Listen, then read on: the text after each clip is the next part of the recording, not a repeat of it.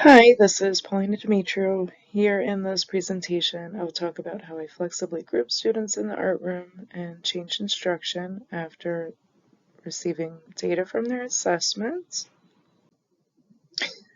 In this graph, you are looking at their raw data. It's quantitative and qualitative. We have 4 non-academic skills that we assess in art: self-direction, problem-solving, collaboration, and work habits. The key on the left consistently demonstrates often, sometimes, and rarely demonstrates these non-academic skills. That is determined by tallying whether or not they're showing the definitions of these terms, which are given in the following slide. This data has been collected over a 4-week period, 4 weeks. I see the kids 1 time a week, so if they're consistently demonstrating a skill, they have gotten 4 tallies. I only had 1 student that was absent twice, and I, utilized the 2 classes that he was there to pull his data from. I also have practice and project scores. Practice comes first, and then they build on this practice score for their final project. And listed here is the criteria for non-academic grades, self-direction. For example, if a student is following direction and procedures and show that they can work independently for a class, they get a check. 4 checks would mean that they're consistently demonstrating this. 3, maybe they're sometimes, occasionally, if they don't get 1 check, rarely demonstrating such behavior. And in using all the data to look at how their scores broke down, and here we've got collaboration and work habits, problem solving, self-direction. As you can see, that kind of lime green, neon green is showing us that just about half of all the students consistently demonstrate these behaviors, whereas some areas that's a good thing, but some areas for growth could be in collaboration and work habits. We kind of miss a middle ground. So we get a lot of students that are rarely demonstrating, and that is what I'm going to target in my differentiation and grouping techniques. So with that data, I would flexibly group my students and change up their assignments, their seating assignments, pretend these little bubbles are tables, and we'd flexibly group students that are consistently demonstrating these criteria with those that are rarely and sometimes.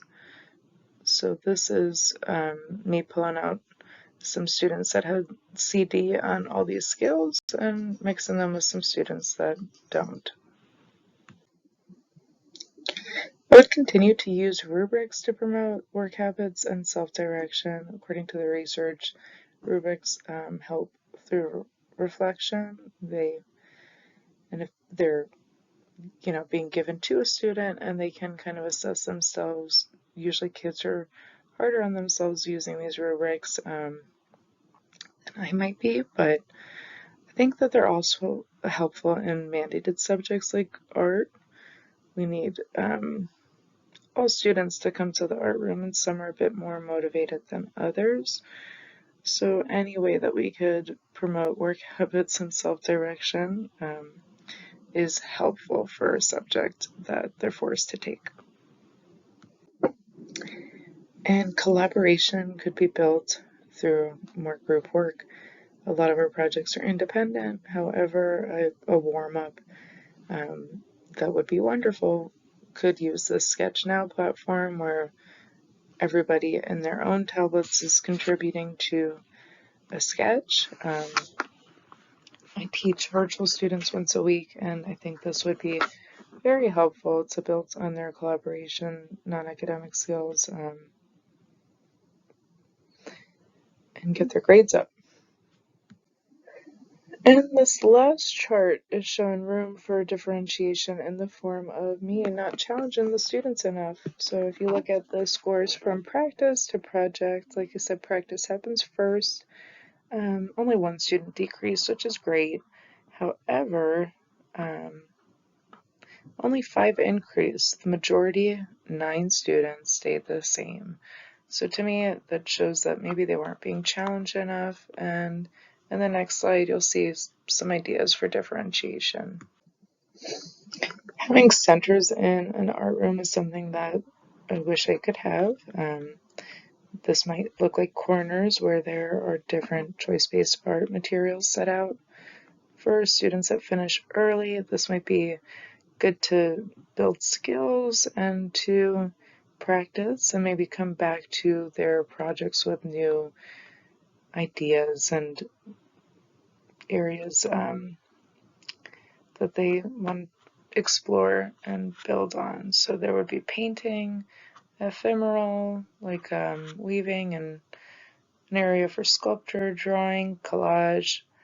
These are all things that they could do when they're done to stimulate their creative, flow and hopefully build on skills for them to incorporate in their final projects.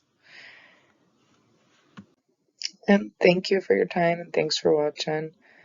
Hopefully I give you a clear picture of what data in the art room looks like and how it informs instruction and differentiation. Thank you. Bye-bye.